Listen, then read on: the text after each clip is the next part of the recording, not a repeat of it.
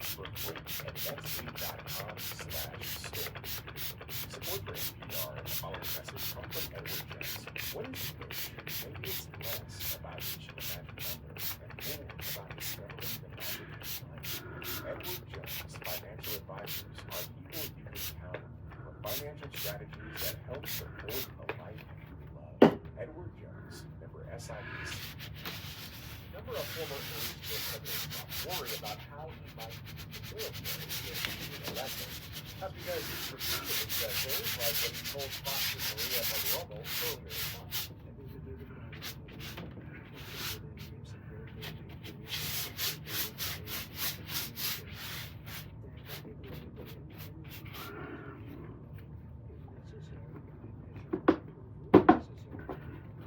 During the summer of 2020, Trump wanted to use active duty troops to quell Black Lives Matter demonstrations.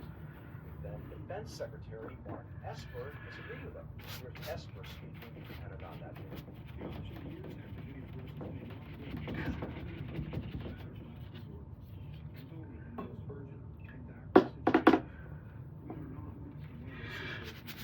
Esper said he stayed on the job as long as he could until Trump fired him back in August.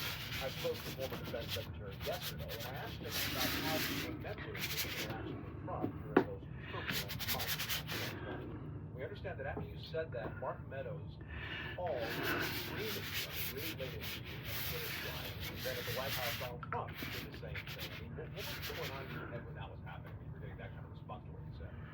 I have to go back into my memoir and see exactly how I wrote it. And what I said at the Pentagon, which I think is what you're referring to, is I stood before the American public at the podium and said that there is no need for American troops unless it's something like in the most urgent and dire of circumstances, right? Because we have deployed federal troops in the past in certain situations at the request of the governors, though, and think about times of segregation.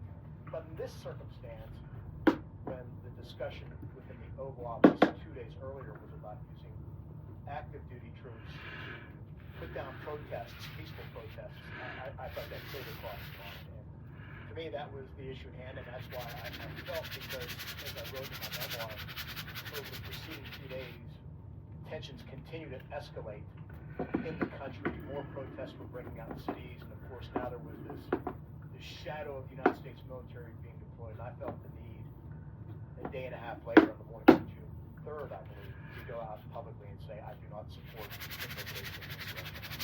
You know, I was listening to an interview that you did with your colleague Michelle Martin, and you said that when Donald Trump asked why can't you just shoot them in the leg, that there was a suggestion in the form of a question, as you described it.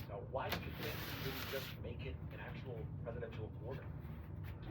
That tended to be his style, was to kind of talk in terms of suggestions, or would they be great if somebody did this, or he was reluctant to give orders for some reason.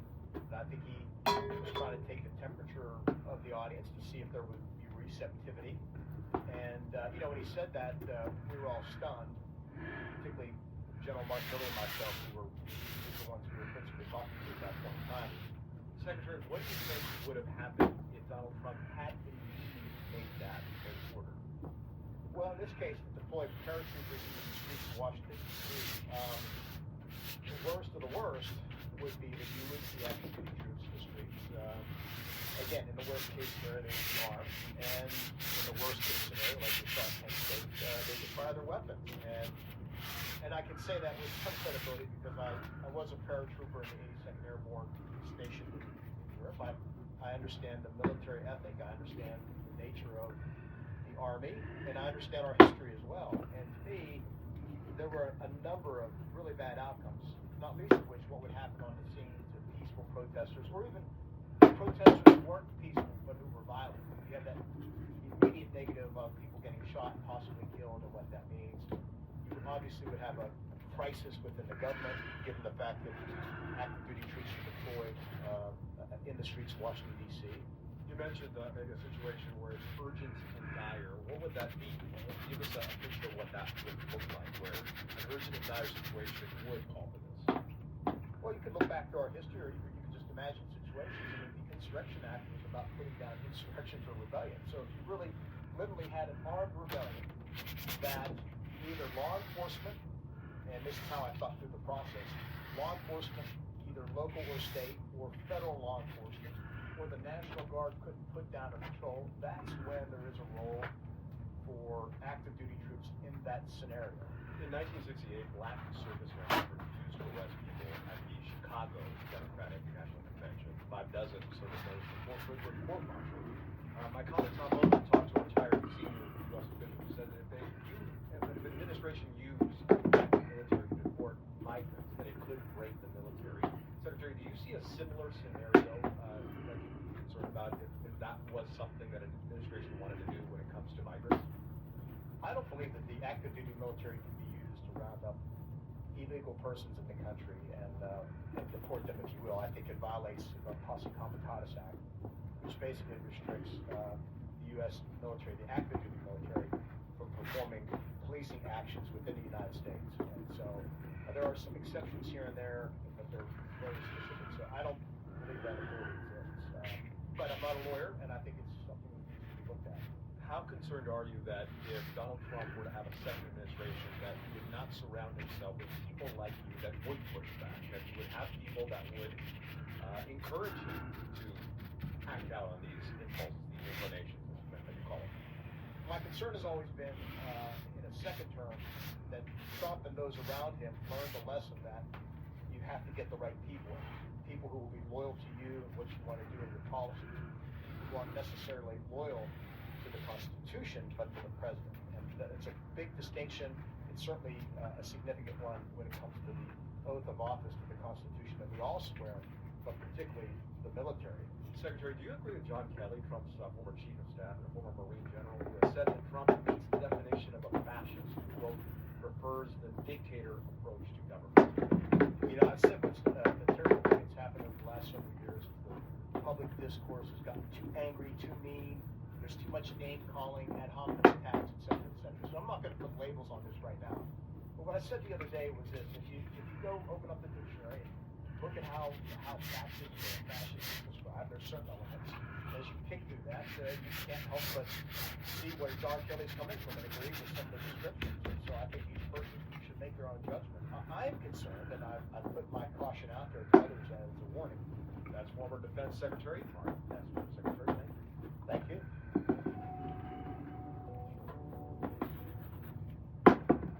Los Angeles District Attorney George Gascon is recommending the Menendez brothers be resentenced and released from prison.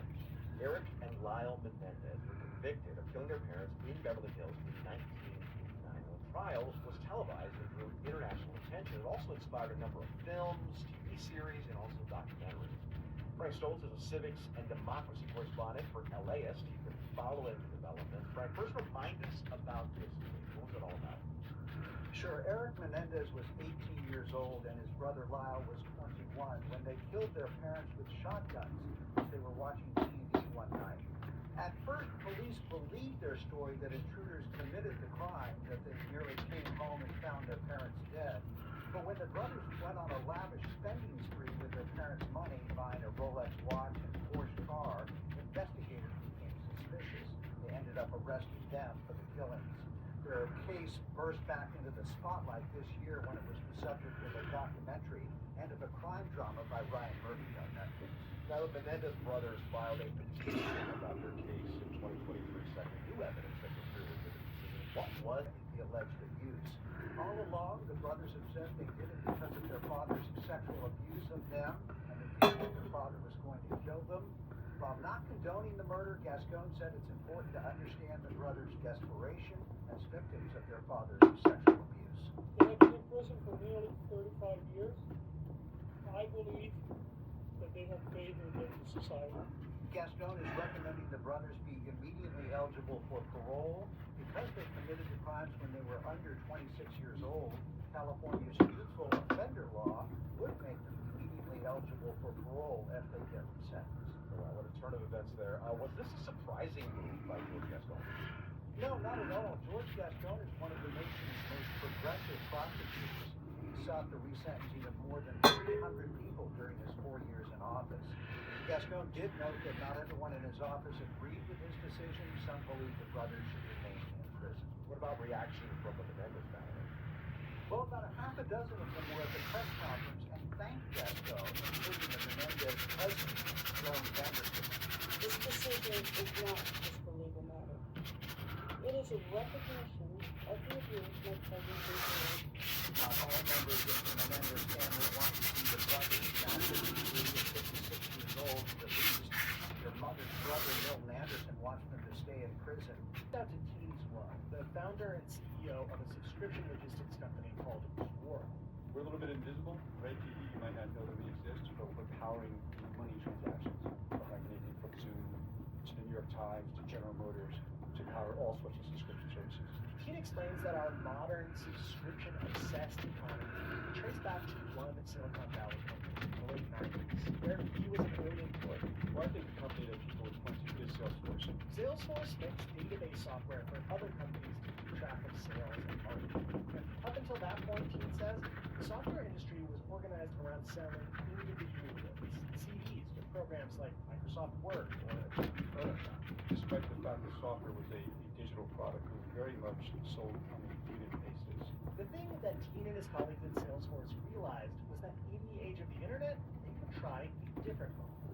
Let's create software that people don't have to buy, that we run, that we operate. You simply point your browser at our servers, and we'll just take care of it. Salesforce started offering their software as a service. Now, instead of buying your own copy of some program for a hefty sticker price, you can essentially rent it and spread the cost into smaller recurring payments every month. That made it affordable to more customers, and it gave Salesforce a more predictable stream of income. Within a few years, the company proved this model could be a billion-dollar business. Venture capitalists started investing more into startups that offered software as a service, and the model blew up with things like Netflix and Spotify. At this point, does it feel like there's a kind of pressure on almost any type of company if they're trying to convince investors to back them to use a subscription model? I'd be hard pressed to see a venture capitalist fund a company that does not have a strong recurring subscription model. But the ubiquity of the subscription model has also come with a dark side. Over the past few years, consumer protection agencies like the Federal Trade Commission have received tens of thousands of complaints from customers about companies with opaque terms of service and cancellation processes that are nearly impossible. Subscription traps are a market failure. Sam Levine is the head of consumer protection at the FTC. The agency has brought several high-profile lawsuits Of more than $50,000 per violation, and that's just basic deterrence theory. Sam says the rule is slated to go into effect in about 6 They don't take in any Tom, Dick or Harry. I remember turning up on my first day and I was a goblin monkey doorman. To be a goblin monkey, you have to start jumping around on the floor and using muscles that I just never used before, pouncing. And people don't get scared unless you fly at them. And then we added to that, this loud, pumping music with strobe lights. I waited for so long to do that first night because they closed down kind of late. You just kind of wandered out, like in shock. Got you in the car, you sat down, and I think the radio was on. You're like, oh no, and just be quiet. I could hardly talk, and I was dehydrated, and I cried a little bit. I definitely told you, you don't have to go back if you don't want to. But I doubled down. I spent a lot of that month in zombie number 1. Now I remember this gaggle of schoolgirls, and then you hear one of them say, "It's all models in here, there's no real people."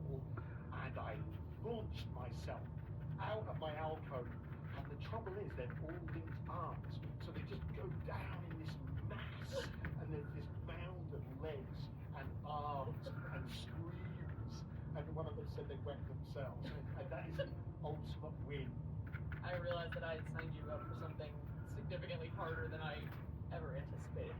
But you were willing to support me in what seemed like a crazy idea to you. Well, actually, they did have Person of the Week, and I won that certificate twice. And they gave me free tickets, and I wanted you to go with me. You wouldn't go through. I'm a big wuss. I love Halloween, but I don't like being scared.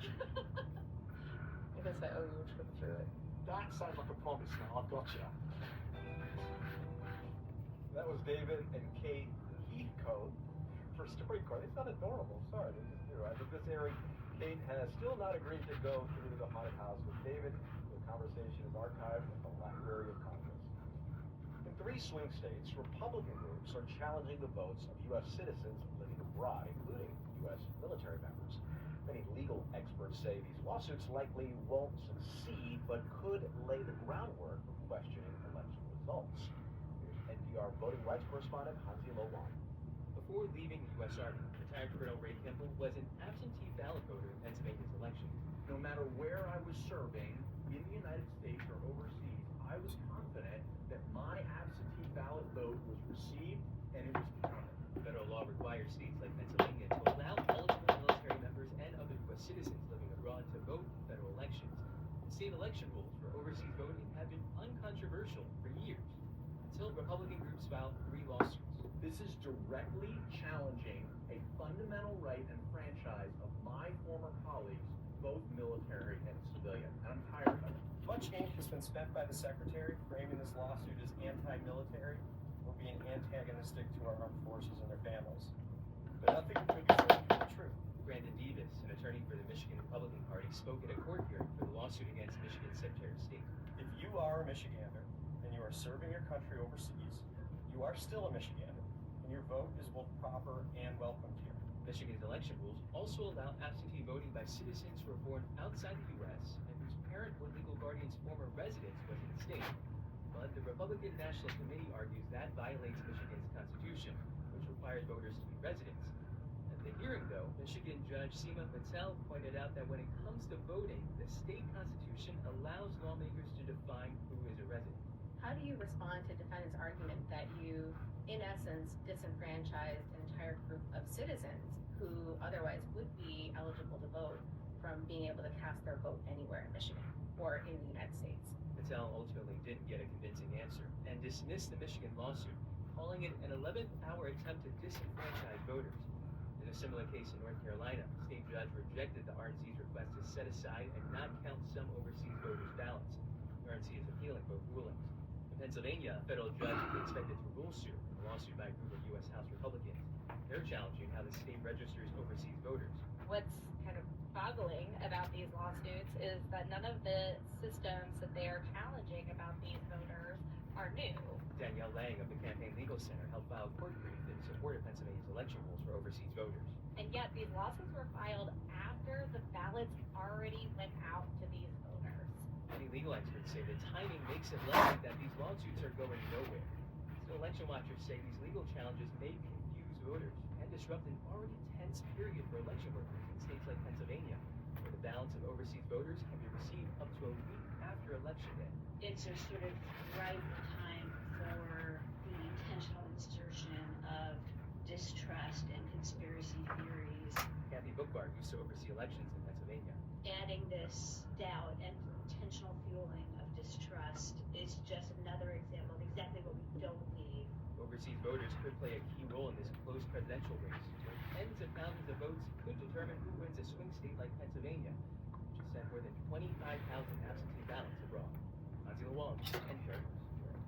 Students returning to college this fall are busy with the usual activities, getting to know their professors, studying in the library, but some are lining up for a different experience.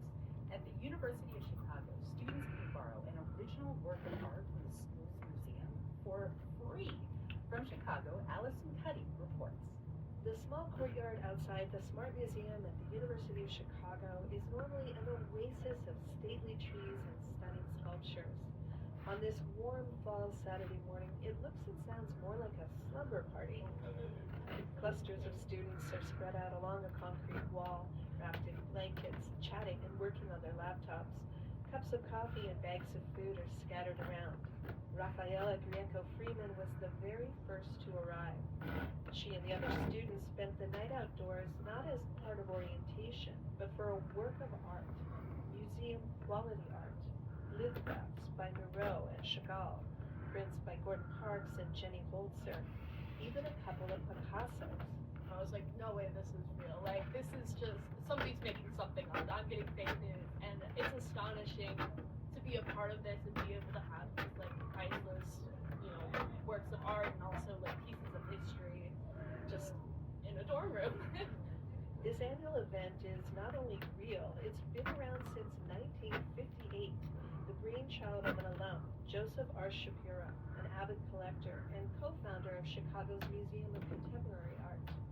Shapiro thought students would appreciate art if they could live with it. So he gave the university 50 works to start a lending program.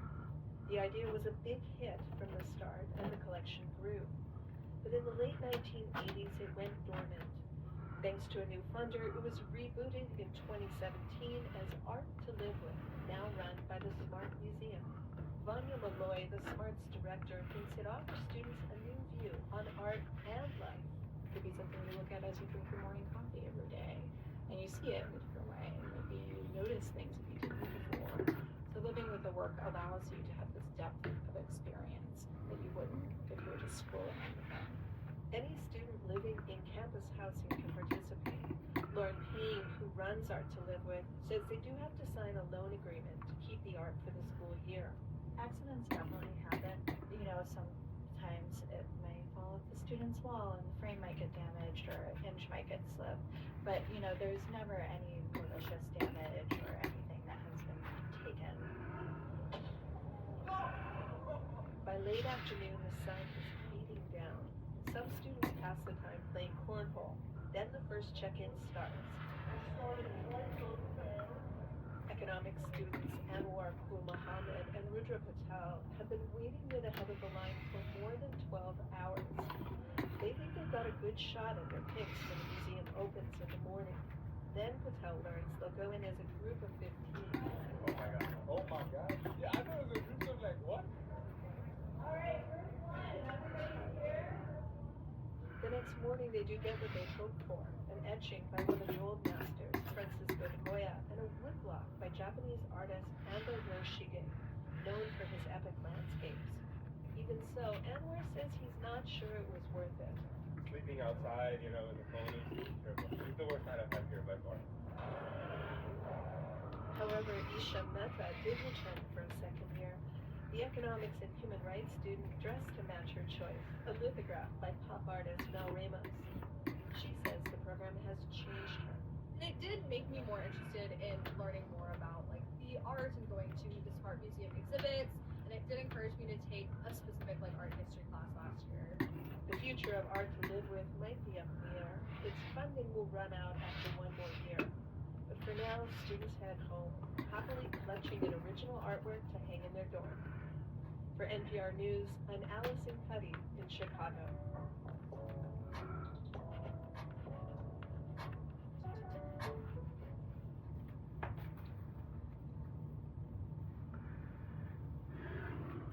The World Series starts tonight in Los Angeles. The Dodgers versus the New York Yankees. Two iconic big city teams with some of baseball's biggest stars. Now the Yankees have players such as Aaron Judge and Juan Soto, but no one is bigger today than the Dodgers' Shohei Ohtani, who has crushed all expectations in his first season on the team. Here's Steve Butterman. This was probably the most transformative moment for the 2024 baseball season. There's once in a lifetime, and then there's once in forever when you get a ball player like this. Shohei Ohtani is a Los Angeles Dodger. The Dodgers play-by-play announcer Joe Davis making the formal announcement of Shohei Ohtani's arrival. Ohtani's year with the Dodgers has been nothing short of phenomenal. The biggest moment came last month when he became the first ever to hit 50 home runs and steal 50 bases in the same season. Ohtani is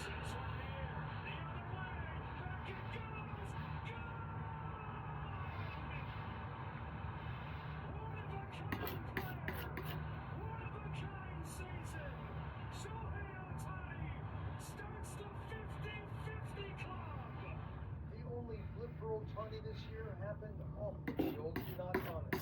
What I have stated clearly from the outset of this investigation to the announcement of this complaint is that Mr. Ohtani is considered a victim in this case. He did not profit from this, did not benefit from this. That's U.S. Attorney Martin Estrada. Just days into the season, Ohtani's longtime interpreter and close friend Ide Mizuhara was accused of of stealing millions of dollars from Otani to pay off gambling debts. The interpreter pleaded guilty and could spend decades in prison. Except for that, this has been almost a perfect season for Otani. Los Angeles seems to have fallen in love with him, and nowhere is that more apparent than LA's little Tokyo neighborhood. Otani's face is everywhere. He's our treasure. Treasure? Yeah, our treasure. We enjoy watching him every single day. Nikki Akedo runs a gift shop in Little Tokyo. She had never been to a baseball game before this season. Now she's gone full Otani. I never watched game. I never interested in game in my life, but then from this year, I very much into. I got the season ticket from this year. You got season tickets? Yeah. I already purchased next year 2025 season ticket already. Among his teammates, Otani is incredibly popular. Last week, as the Dodgers were celebrating winning the National League Championship, infielder Max Muncy said Otani has done everything right. He's the world's biggest baseball star, not just the game, the world. He shows up every day, you expect him to do something incredible, and he very rarely disappoints. He goes out there and he does something incredible almost every single night.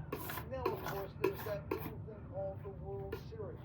The Dodgers still have to win 4 games, and the Yankees know Otani could play a huge role. New York's top star Aaron Judge is a big man. His for average, his for power, the speed, he's an impressive athlete, the best player in the game, and what an ambassador for the sport. As Game 1 begins tonight, the biggest spotlight, as usual, will be on Shohei Otani. For NPR News, I'm Steve Butterman in Los Angeles.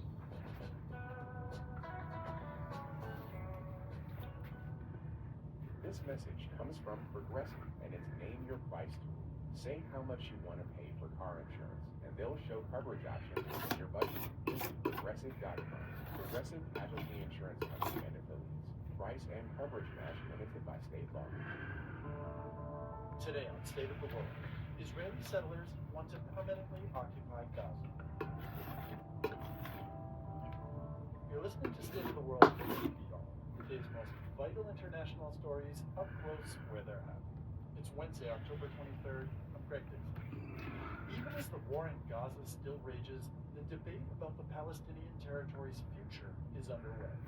And there are growing calls inside Israel's right-wing government for a permanent occupation of Gaza and to re-establish Jewish settlements there. Israel's prime minister says settling Gaza is not his government's policy, but his allies are laying out a clear strategy to do just that. And some say the military's latest moves could make it possible. Here's Daniel Eshrin tells us more from the Gaza border. Israeli settlers from the West Bank rallied this week in a dusty field near Gaza.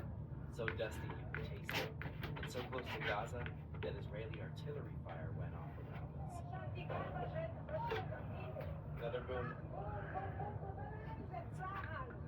Boom, boom, said settler activist Daniela Weiss. The enemy needs to be destroyed, to be taken out of this country.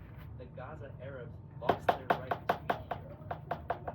It was the third rally this year calling to settle Gaza. There was popcorn, merchandise at the Gaza settlement, jigsaw puzzle for kids, stickers that said Jews, revenge, maps of Gaza dotted with the names of future settlements. Prime Minister Benjamin Netanyahu has said settling Gaza is not a realistic goal, but prominent members of his Likud party are trying to make the case why it should eventually become reality.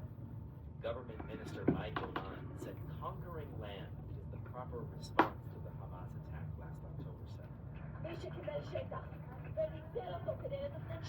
She said those who used land to plan a Holocaust against the Jewish state would receive another Nakba, the Arabic term for the mass displacement of Palestinians in Israel's founding war.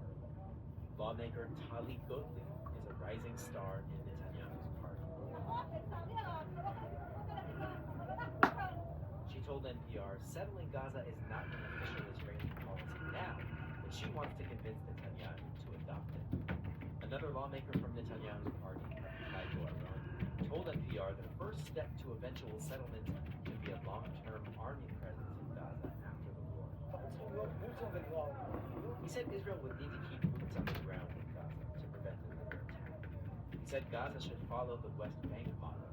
He argued what keeps the army on the ground long term is the presence of hundreds of thousands of Israeli settlers.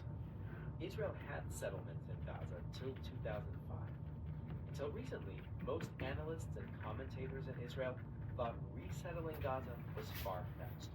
What makes many of them now believe Israel is clearing out an area for possible future settlement is the military's intensified assault in the besieged area of North Gaza. Israel says there have been recent mass evacuations of some 20,000 Palestinians there. Eran Etzion, former Israeli Deputy National Security Advisor, believes expulsion is Israel's unstated goal, and he opposes it. One of the major lessons since the massacre of October 7th is that nothing is beyond the realm of the possible, unfortunately.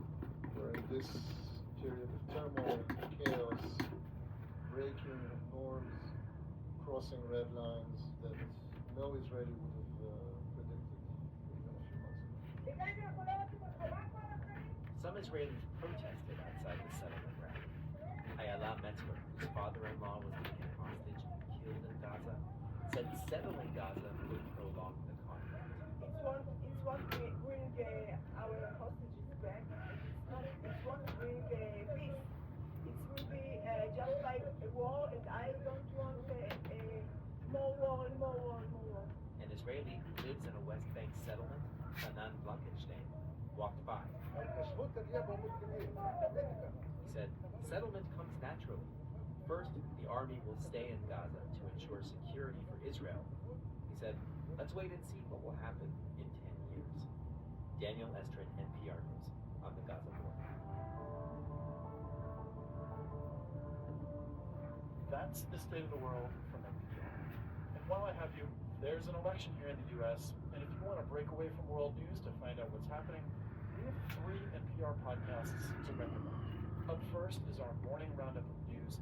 Consider This goes deep on one news topic every evening, and NPR's politics podcast will explore all the political angles. So don't miss an election development with these 3 podcasts every week. That's it. Thanks for listening. This message comes from NPR sponsor Shopify, the global commerce platform that helps you sell and show up exactly the way you want to. Customize your online store to your style. Sign up for a $1 per month trial period at shopify.com/NPR. This message comes from Lisa. Good sleep should come naturally. And with the new natural hybrid mattress, it can. A collaboration between Lisa and West Elm, the natural hybrid is expertly crafted from natural latex, wool, and certified safe foams to elevate your sleep sanctuary and support a greener tomorrow. Plus, every purchase helps fuel Lisa's work with shelters and those in need. Visit lisa.com to learn more. That's LEESA.com. This message comes from NPR sponsor Warby Hardware. Their glasses start at $95, including anti-reflective, scratch-resistant prescription lenses that block 100% of UV rays. Try 5 pairs of frames at home for free. Go to warbyparker.com/cover. Live from NPR News in Washington, I'm Windsor Johnston. The presidential candidates are ramping up their campaign messaging in the final stretch to the November election. Vice President Kamala Harris and former President Donald Trump will both rally supporters in Texas today. NPR's David Shiveron reports it's an unusual campaign stop for the candidates to make so close to the election.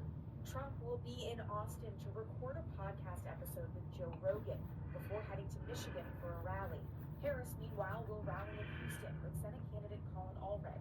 Texas hasn't had a Democratic senator in 30 years, but Colin Allred's race this year against incumbent Senator Ted Cruz is tight, in part because of the focus on reproductive rights. Harris's visit to Houston will highlight the issue as her campaign tries to keep it top of mind for voters in the last stretch of the election.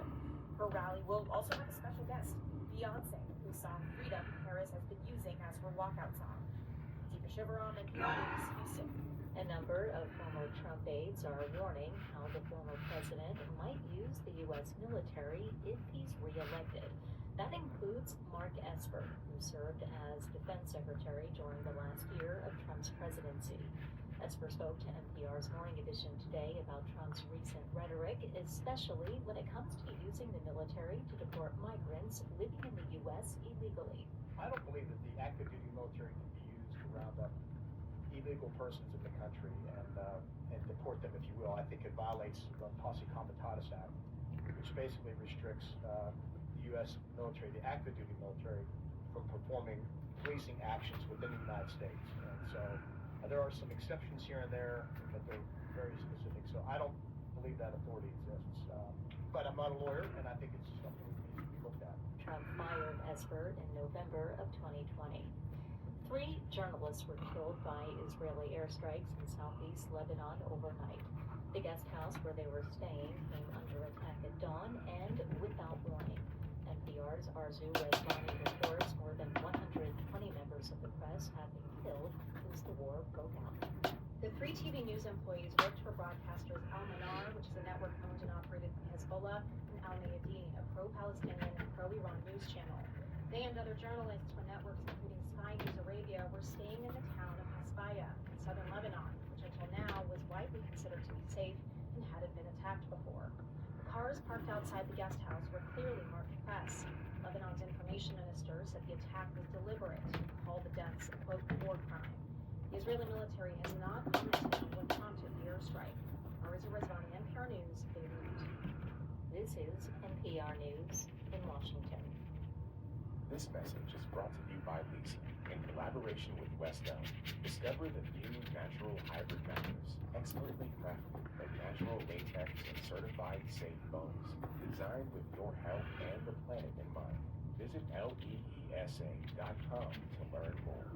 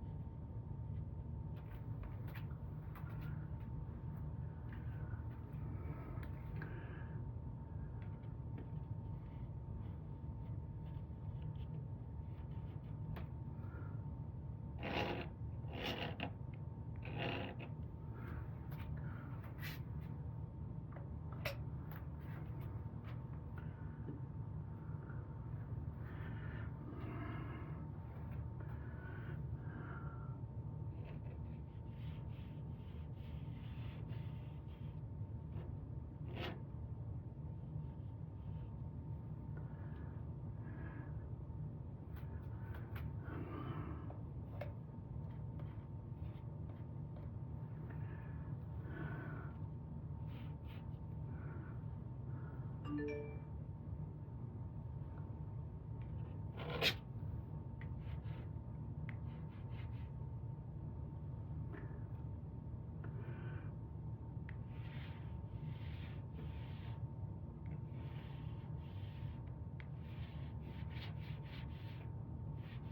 you.